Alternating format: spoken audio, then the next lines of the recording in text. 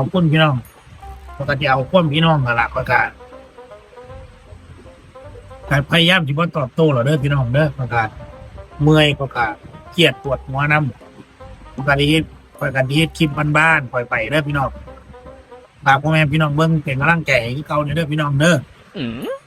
ต่อไปนี้กันที่บ่ค่อยออกมาตอบโต้บ่ค่อยเว้าผู้ใดพิมพ์มาบ่ดีก็รุนแรงหลายก็บอกพี่น้องหรือไม่ก็ไปกับปล่อยผ่านคือกันบ่สนใจเพราะว่าจิตใจก็อยากให้เพิ่นมาเบิ่งคลิปให้เฮาล่ะพี่น้องถ้าบ่รุนแรงอีหลีบ่ด่าใครอีหลีก็บ่บอกถ้าบ่เว้าคำหยาบคายอีหลีเนาะพี่น้องเนาะ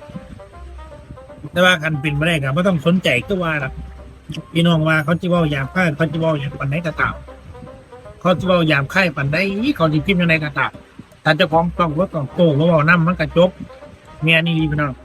ขอบคุณอีหลีขอบคุณจากใจเด้อพี่น้องเด้อต่อนี่ก็สิพยายามพี่น้อง 12 seconds later. อันนี้มาคอมเมนต์นี่นะพี่น้องวันนี้คอมเมนต์นี่ว่าข่อยนี่แย่งกินของลูกเพิ่นบ่เข้าใจเนาะพี่น้องเนาะว่าแย่งกินของลูกแค่ไข่นี่นะถ้าคนเฮาบ่มีความแบบจังไดล่ะพี่น้องอยากเว้าใส่ข่อยเว้าคือจังไดอยากเว้าให้ข่อยเลียใจบอกคือจังไดผมก็บ่รู้การพยายามที่บ่ตอบโต้เราเด้อพี่น้องเด้อประกาศเมื่อยประกาศเครียดปวดหัวน้ำอันนี้มาคอมเมนต์นี่นะพี่น้องวันนี้คอมเมนต์นี่ว่าการพยายามที่บ่ตอบโต้เราเด้อพี่น้องเด้อประกาศเมื่อยประกาศเครียดปวดหัวน้ำอันนี้มาคอมเมนต์นี่นะพี่น้องวันนี้คอมเมนต์นี่ว่า